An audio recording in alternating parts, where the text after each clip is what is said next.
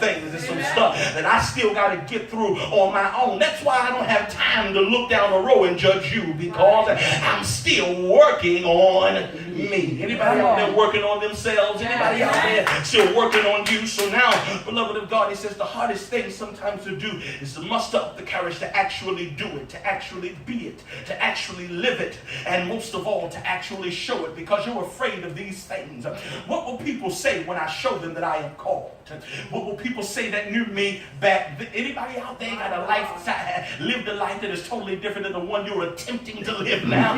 You're trying to live holy every day, but every day you're reminded of that nickname you used to be when you was a little younger and rambunctious, you know, going around doing all kinds of stuff, knocking people in the neighborhood, and rolling a couple J's, and you know, selling a couple. Anybody out there gonna be real and say that these are some of the things that you used to deal with? And as a matter of fact, it's a struggle every day for me not to revert back to where I used to be. But for the sake of the call, look down your road and say, for the sake of the call, I'm just trying to do better. Trying to do better. Every day I'm trying to do better. Can I submit this to you, beloved? What is holiness? Everybody talks about, oh, you got to be holy. You got to live holy. Holy ain't a long skirt, because a long skirt can come up. Holy ain't necessarily, hello in here. Holy ain't necessarily long sleeve shirts and a button-up collar, because somehow buttons find their way loose. Holiness is a state of mind that takes time to perfect.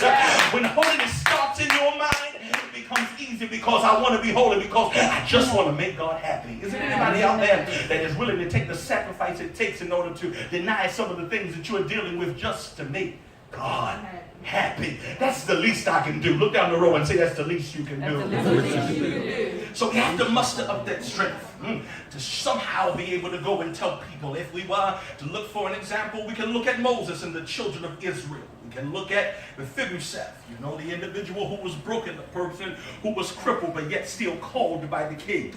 Beloved of God, your disability does not disqualify you. Can I say that again? Your disability does not disqualify you. Whatever it is you are dealing with, God knew you were crippled when he called you. Whatever it is you are broken by, God knew you were broken when he called you. And look down your row and tell your neighbor, he can handle it. He can handle it. So you might as well obey. You just might as well go with what he's saying, because anything that God called you in, he can call you out of. But this is show the value of God on your life, because God thought so much of you as to call you while you were in. He didn't wait as many people do and wait for you to come out. He didn't do as many of you do. How many of us find ourselves saying, when I come out of this? No, beloved of God, the mark of true victory happens in the middle of a situation. So God steps in and calls you where you are. Is there anybody out there that can say that I was a wretch undone and sin, living in a world of sin? Anybody out there had no hope and no peace within, but then somehow you heard a voice that called your name in the wilderness, and then immediately your response, before you even answered, it was involuntary. All of a sudden your hands went up, mouth flew open, and there was just a simple yes, Lord. And then you came running and tried to change your life ever since. So Moses had a call from God as well, and when Moses was called by God, he began to unfold and tell people that he is called. When you tell people, you got to be careful who you tell your callings and dreams to, beloved, because everybody's not out to help you. Everybody's not out to be your friend. Somebody wants to get in your business because they lack a call of their own. And when they lack a call of their own, they want to live out the call through you. They want to live your vision. They want to live your victory.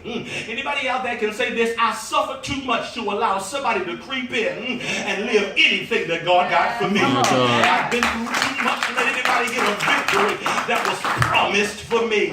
Look down the row and say, it's mine. It's mine. It's mine. So now you can look at the king when Jeremiah was called to prophesy. If you need a witness, you can look at Joseph and his dreams. You can look at Job and his whole life. It is natural for us to wonder if you have really heard right. Anybody second guessed and thought, did I really hear God? Is this really God talking to me? Is this really God pulling me? Is this really God speaking to me? Or did I eat some bad cabbage before bed? Is it really God speaking to me, or is it just the gas? Is it really God speaking to me? me, or do I need to find some other means of outlet because the walls are closing in on my mind? Beloved, just prophesy to your neighbor and say, yeah, it was God. It was God. Yeah, it wasn't said with a real word. Say, it was sure enough God. He sure enough got a need just for you. If you need help, again, I told you, you can look at Moses, you can look at Mephibosheth, you can look at Jeremiah, you can look at Joseph, you can look at Job. But it is natural for us to question as to whether or not